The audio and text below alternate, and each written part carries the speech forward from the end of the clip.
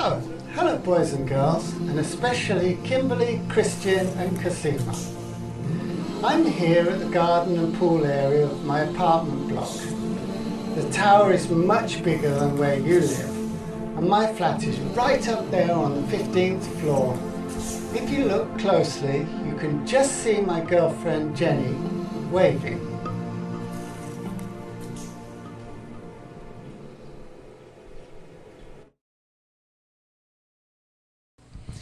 I live in a big city called Manila in the country of the Philippines. It's a much bigger country than England and even bigger than Great Britain where you live, which is very, very big, don't you think?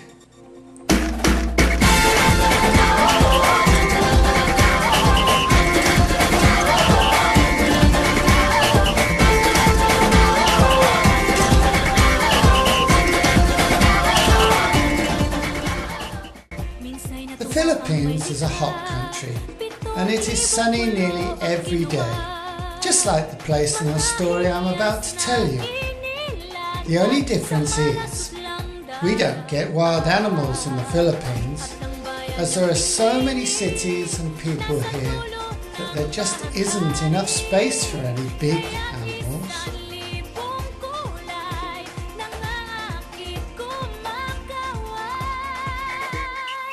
Piliin mo rin ang Pilipinas, pulo ang kwintas ng perlas. Piliin mo, yakapin mo, kayaman at yang likas. Piliin mo ang Pilipinas. Dito ay itinadhana, araw, buwan at mga talas. Ganap na magniningning, kailan may di magtidilim.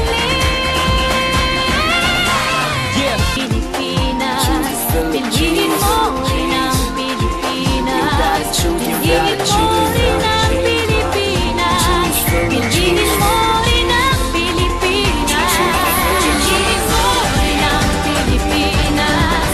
Kapulo ang kwintas ng perlas. Piliin mo, yakapin mo, kayaman at yang likas. Piliin mo ang Pilipinas. Kapulo ang kwintas ng perlas. Piliin mo, yakapin mo, kayaman at yang likas. Piliin mo ang Pilipinas. Piliin mo ang Pilipinas. So I will tell a story about a family of elephants that come from another hot country called Africa. The story is called The Trouble with Lions.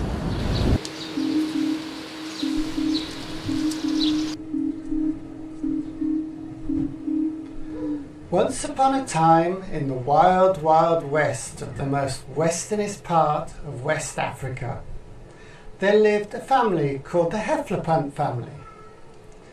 Now the Hephlapunt family were a family of wild elephants who roamed the plains and the long grasses of a country called Zimbabwe. Actually, the family weren't always wild. Most of the time they were quite calm and peaceful, although Daddy Hephlapunt could sometimes get quite cross with the baby Hephlapunts when they were being naughty. Daddies are like that sometimes, aren't they, children? Happily, this did not happen very often, and Heffler and Ellie Hephlapunt were usually very good baby elephants and behaved themselves like baby elephants should do.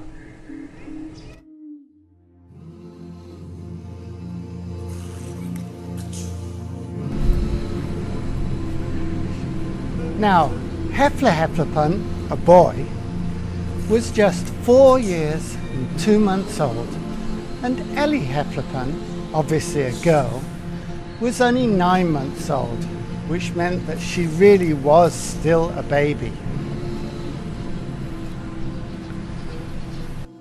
You see, elephants can live nearly as long as humans, or at least to 40 or 50, or even 60 years old.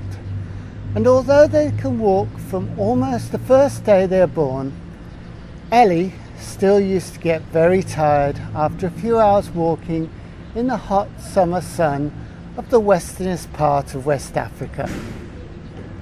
The west of Africa is very, very hot, and Zimbabwe is one of the hottest countries in the west. So it's hard to live in such a hot country, especially if you're a baby.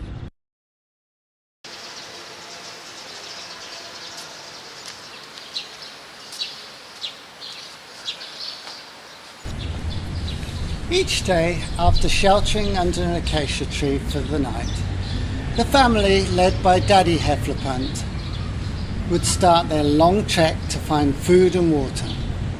Mummy Hephlapunt and the two babies would follow.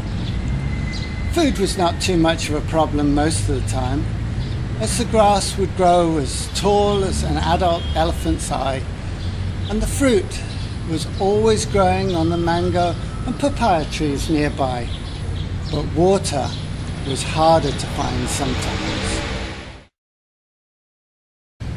Now on this day, in the middle of summer, before the sun got too hot, Daddy Hephlapunt set off with a toot of his trunk to call the others. He wanted to get an early start, as he knew the sun would be especially hot that day. "Come on, Hephlapunts," he trumpeted. "We must go to get water before it all dries up in the hot summer sun." And off he strode.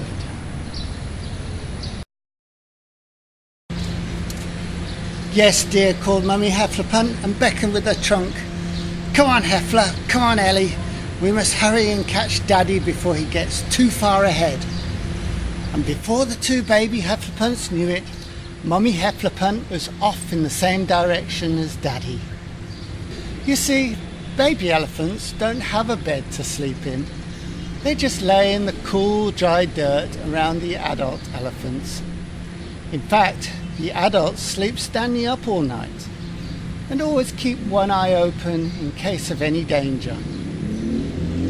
They don't wear pajamas or even clothes, so there's no need to do anything in the morning before they can go out.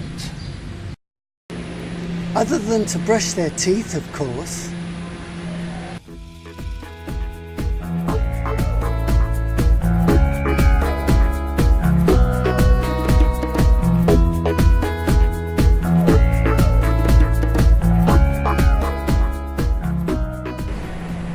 Soon, Daddy Hephlapunt was out of sight, and Mummy Hephlapunt was doing her best to catch him in the distance. "Quick," said Hefla, as he nudged Ellie with his trunk. "Mummy and Daddy have gone to get breakfast, so we must go as fast as we can to catch up." But Ellie was still sleepy from a long day they had yesterday, where they had walked a particularly long way. You see, there was a family of lions in the area, and they had been made to go the long way round to the watering hole, in case the lions had an idea to try and eat the Hephlapunts. You see, Hephlapunts are very tasty to lions, especially baby Hephlapunts, after you get through the slightly tough, wrinkly skin.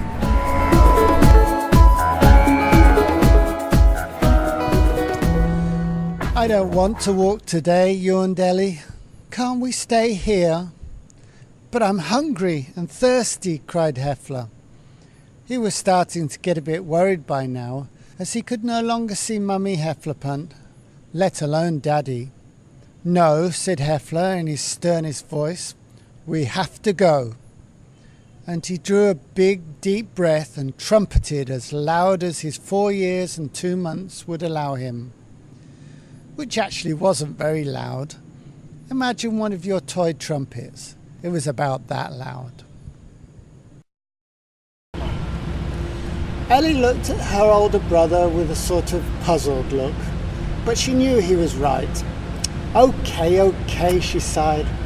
She gave a yawn, stretched her trunk full length, about that long, and gave a flap of her tiny little ears.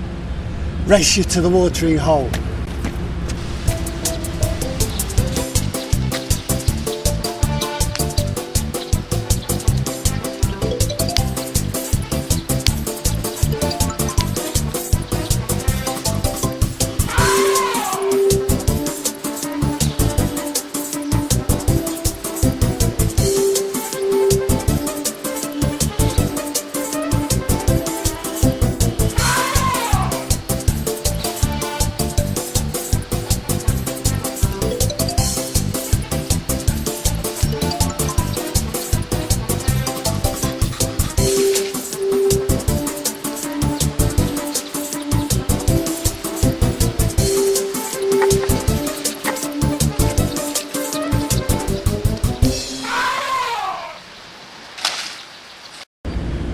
"Come on then," Heffler began, but realised she was already trotting away in the wrong direction.